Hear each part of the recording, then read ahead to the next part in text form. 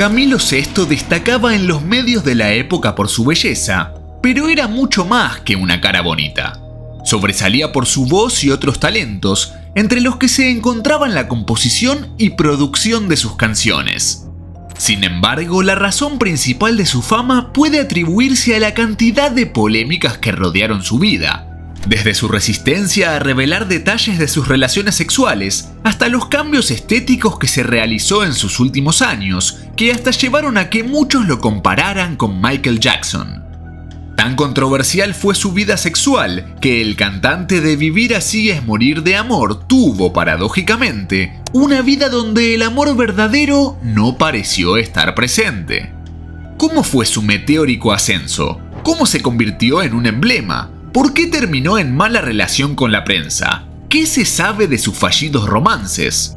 Para comprender mejor los detalles de esta historia, los invitamos a conocer lo más insólito de Camilo VI. ¿Conocen la música de Camilo VI o solo lo conocen por sus escándalos? Los leemos en comentarios.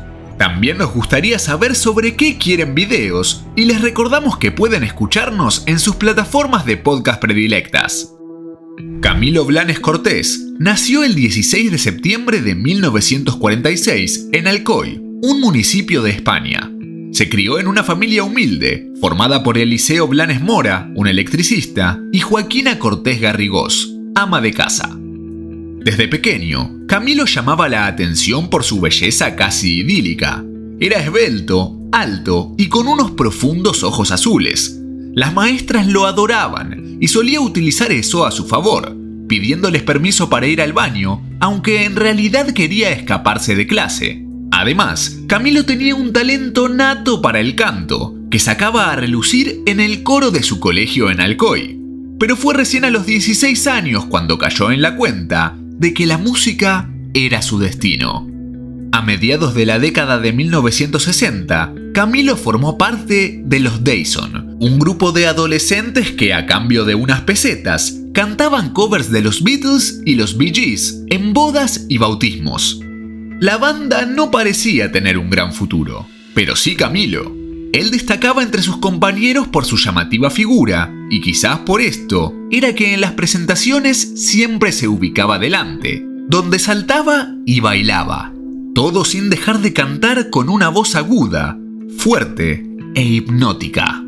Finalmente, los Dyson fueron llamados para participar en un festival organizado en el Teatro El Patronato, y cuando el grupo se subió al escenario, todas las jóvenes comenzaron a gritar únicamente el nombre de Camilo.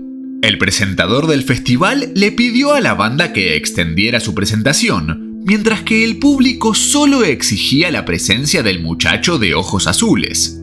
Cuando terminó el show y él salió a la calle, una de las seguidoras lo abrazó y lloró de emoción. Mientras sus compañeros de banda se iban a sus casas, el joven se quedó en el teatro para firmar decenas de autógrafos. A partir de entonces, comenzó a presentarse como Camilo VI. Eligió este nombre artístico inicialmente porque era el sexto hijo varón en su familia. Sin embargo, más tarde, cambió la X por una S, para facilitar la pronunciación en diferentes idiomas y por motivos estéticos. En 1971 grabó su primer álbum Algo de mí, y en las siguientes décadas llegaría a tener más de 600 canciones registradas en 40 producciones discográficas que venderían 200 millones de discos. Su fama se extendió más allá de España, llegando a toda Hispanoamérica. Durante los 70s y 80s, Camilo sacó un disco por año y realizó giras por casi todo Iberoamérica, Estados Unidos y Japón. Sin embargo, Camilo no era del todo feliz, o al menos eso expresó en su biografía Todo de mí, publicada en 1985. Narró que su ascenso rápido a la fama le había generado una fuerte depresión y a los 26 años tuvo un intento de quitarse la vida. Pero puertas afuera, los éxitos seguían encontrándolo. En 1975, Andrew Lloyd Webber, un compositor de teatro británico, lo eligió para protagonizar la versión española de la ópera rock Jesucristo Superstar. Camilo aceptó muy contento el rol y se dejó crecer la barba para caracterizar a su personaje. Las imágenes de su cambio de apariencia se hicieron tan famosas que al finalizar la obra, una empresa de máquinas de afeitar le ofreció $50.000 por quitarse el vello facial para uno de sus anuncios.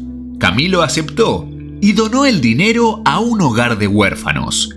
Sin embargo, lo más llamativo de la obra fueron las decenas de jóvenes que esperaban a Camilo durante horas en la puerta de los teatros, tal como le había pasado de joven. Fue por esa época que los medios comenzaron a hablar sobre la orientación sexual del ya famoso cantante. A los periodistas les parecía sospechoso que apenas se le conocieran relaciones a Camilo VI, ni femeninas ni masculinas. España lo bautizó como el soltero de oro, y Camilo pareció sacar provecho de esto, aumentando la popularidad entre las mujeres que creían poder tener una oportunidad con él.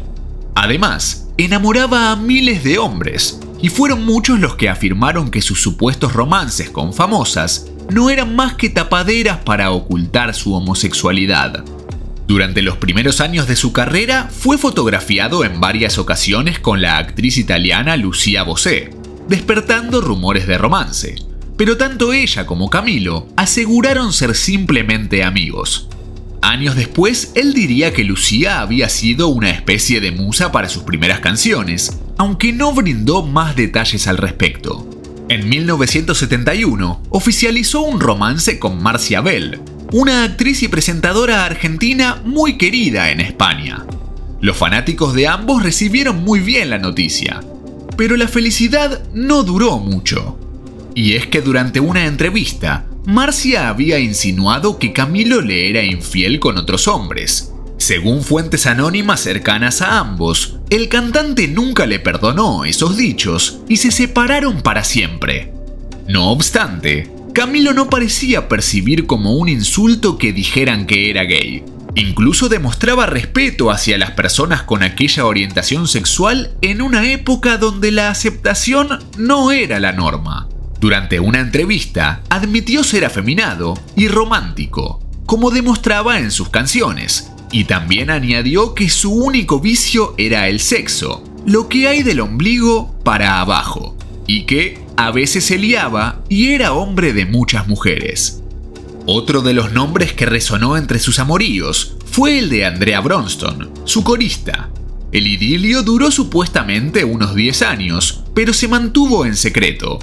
Andrea contaría luego en un documental de la televisión española que Camilo le era infiel porque así quería ser representado en las revistas, pero que siempre volvía a ella. La corista también aseguró que estuvo embarazada del cantante, aunque sufrió un aborto al caerse por las escaleras. Algunas fuentes indican que Camilo consideraba a Andrea la mujer de su vida, pero que al no poder tener hijos con ella, la abandonó. En cambio, según Andrea, la relación se rompió porque el cantante pretendía que viviesen con 2 personas más. Y eso nos lleva al episodio más controvertido de la vida del cantante. Durante una fiesta luego de un concierto, Camilo conoció a una de las muchas seguidoras que querían tener sexo con él. Su nombre era Lourdes Ornelas, y a diferencia del resto, logró captar rápidamente la atención del cantante. Tuvieron relaciones sexuales de inmediato, pero luego Camilo se alejó de ella. Lourdes quedó completamente enamorada y siguió al cantante por todas partes. Él no sentía lo mismo, o al menos eso parecía, hasta que a mediados de la década de 1980, Camilo bajó de un jet privado en el aeropuerto de Barajas con Lourdes a su lado y un bebé en sus brazos. El cantante explicó que el pequeño era Camilo, su hijo nacido en 1983, en la localidad mexicana de Santa María de la Ribera, fruto de su romance con Lourdes. También expresó que no deseaba ocultar más a Camilín, como le decía a él, y que era la fuente de su felicidad. Con respecto a su pareja, explicó que habían acordado que no se casarían. Aunque también había otro lado de la historia. Lourdes contaría luego que el cantante había tardado 8 meses en reconocer al bebé. Algunas fuentes también aseguraron que Camilo había utilizado a la mujer con el solo fin de convertirse en padre. Los medios y los fanáticos se enloquecieron con la noticia. Hasta ese entonces, todos ignoraban la existencia de la mujer y aún más del bebé. Los periodistas no habían conseguido ni siquiera una fotografía de la pareja hasta ese entonces. Si bien los medios de todo el mundo por esos años hablaban de Camilín, como era el apodo del bebé, años después, ya en su vida adulta, se anunciaría que había iniciado una transición al género femenino y cambiado de nombre a Sheila Devil. Durante un tiempo, Camilo, Lourdes y Sheila convivieron en la mansión del cantante en Torrelodones, a unos 30 kilómetros de Madrid. Pero algo en el vínculo con Lourdes falló, y ella se mudó nuevamente a México con su hija. Camilo pidió entonces la custodia total de la menor y que regresara a España para hacerse cargo de ella. Hasta en la línea de mi mano está escrito que iba a tener un hijo, y lo tengo, decía ante los medios.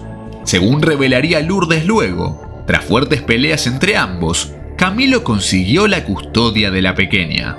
Pero los problemas siguieron.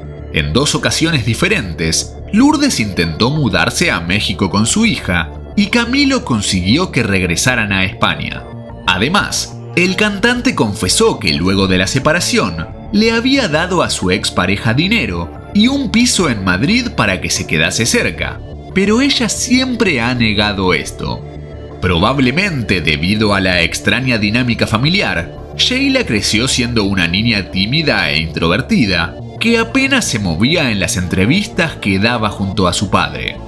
Durante los años siguientes, Camilo dejó de lado el romance y la música para abocarse a la crianza de su hija, y cuando regresó a los escenarios en 1990, ya no era el galán del momento ni la joven promesa musical.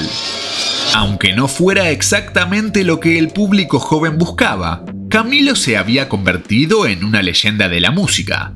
A la vez, su situación personal iba de mal en peor. Llegada la adolescencia, Sheila decidió mudarse a México y se distanció de Camilo. Con el tiempo desarrollaría problemas psicológicos y de consumo de alcohol. Alejado de su hija y cansado del acoso de sus fanáticos y de los medios, en 1992, Camilo decidió alejarse de la sociedad. Se compró una casona en las afueras de Madrid en la que viviría hasta su último aliento. Solo su hija era bienvenida, y si bien continuó dando muchos conciertos y sacando algunas canciones, ya casi nunca aceptaba entrevistas.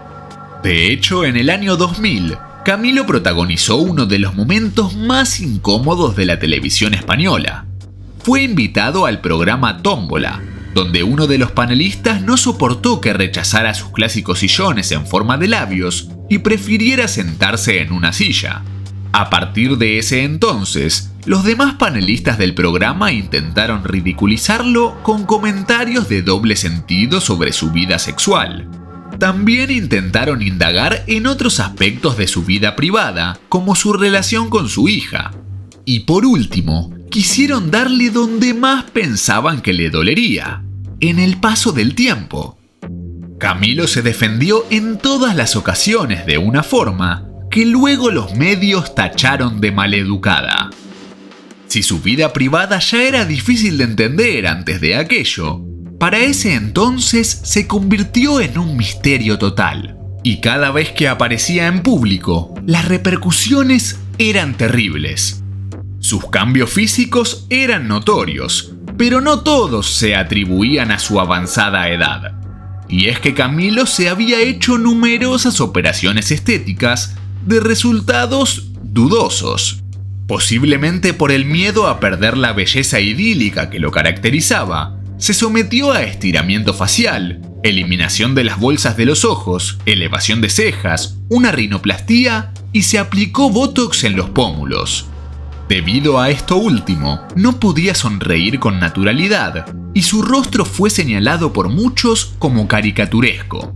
También hubo rumores acerca del uso de un producto de injerto capilar, ya que no tenía ni una sola cana en el cabello. A pesar de cualquier rumor que intentara rebajar su imagen, Camilo seguía llenando sus conciertos, sobre todo en Latinoamérica, hasta que su cuerpo empezó a decirle que se detuviera.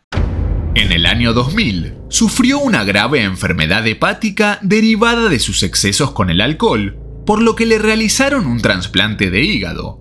La operación salió bien, pero su cuerpo rechazó el órgano. A partir de entonces, padeció nuevos fallos renales que lo llevarían al quirófano varias veces más. Como si esto fuera poco, se le cayó encima una estantería llena de libros, por lo que debió ser operado de un tobillo, y eso le produjo problemas de movilidad. A pesar de todo, las fanáticas se acercaban a su alejada casona para dejarle cartas y preguntar por su salud. Las informaciones sobre su desaparición de la vida pública o sus enfermedades ocupaban todos los medios de comunicación, pero Camilo y su entorno intentaban negar o minimizar todo. El cantante incluso llegó a decir en una entrevista: "Ni estoy ingresado, ni me estoy muriendo. Estoy cansado y harto. ¿Por qué publican esas mentiras sobre mí?". En 2002, intentó renovar su carrera y conquistar a un público más joven. Así llegó Mola Mazo, una canción que adapta una expresión popular entre los adolescentes de esa época y que generó reacciones muy variadas.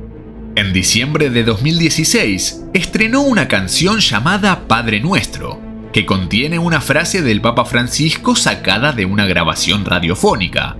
La presentación se llevó a cabo en la madrileña iglesia de San Antón. Camilo sorprendió apareciendo convaleciente y sentado en una silla de ruedas por un golpe en la cadera que había sufrido semanas atrás. Todos los presentes notaron lo frágil y delgado que estaba, y luego del show, se limitó a posar en el photocall sin hacer declaraciones. Ese mismo año, Camilo volvió a generar polémica en televisión cuando brindó una entrevista con el medio Zapeando. El presentador, Frank Blanco, le preguntó por el Festival de Música Eurovisión, y él respondió que todos los concursos estaban armados y que no había lugar allí para el talento.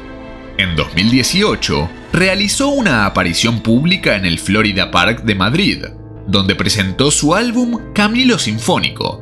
Estaba visiblemente delgado, débil y con un mareo que apenas le permitía hablar. Esta sería la última vez que los fanáticos del cantante podrían verlo. A comienzos del 2019, fue nuevamente internado en un hospital por fallas renales, y el 8 de septiembre de aquel año, Camilo dejó este mundo. Pero lo que sí continuaron fueron las polémicas acerca de su vida. Los medios hicieron eco de un enfrentamiento entre su representante, Eduardo Gerbós, su administrador, Cristóbal Hueto, y Sheila, quien seguía las indicaciones de su madre a causa del reparto de la herencia. Y es que estaba en disputa la mansión de Torrelodones, varios terrenos, un chalet en Las Rosas, un piso en Marbella y una cuenta corriente con millones. Pero sobre todo, destacaban 400 canciones registradas que generaban una ganancia, en concepto de derechos de autor, de alrededor de 500.000 euros anuales. Finalmente, se reveló que el cantante había nombrado como heredero universal a su única hija. Tras la muerte de su padre, Sheila se instaló en Torrelodones e imitó a su progenitor alejándose de la vida pública. O al menos eso intentó, porque a las semanas llamó la atención de los medios, que reportaron que su salud estaba deteriorada debido a sus problemas con el consumo de alcohol. Entonces, el administrador y Albacia y su representante decidieron que no tuviera un total acceso a la herencia. Querían que estuviera más preparada y con valores antes de entregársela. Durante los siguientes años, la joven continuó negándose a dar entrevistas, aunque donó objetos de su padre para la creación de un museo en su nombre.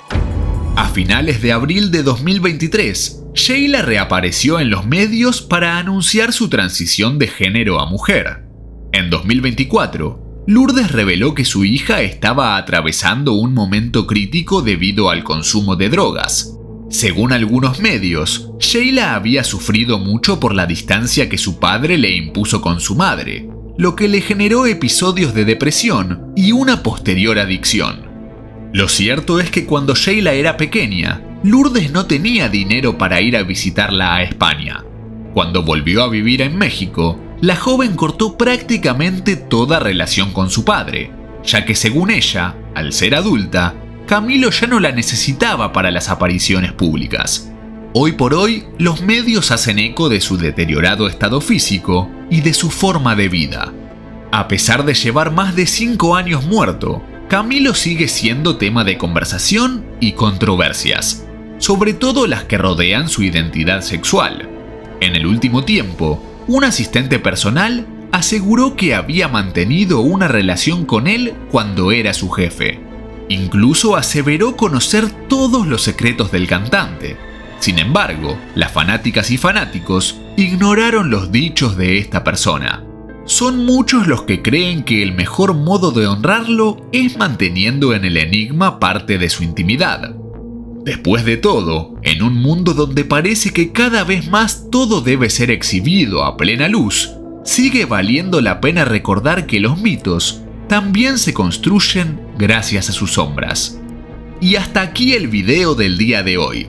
Si esta historia les gustó, dejen su like y su comentario. Nos vemos en el próximo informe, con otra historia para nada normal.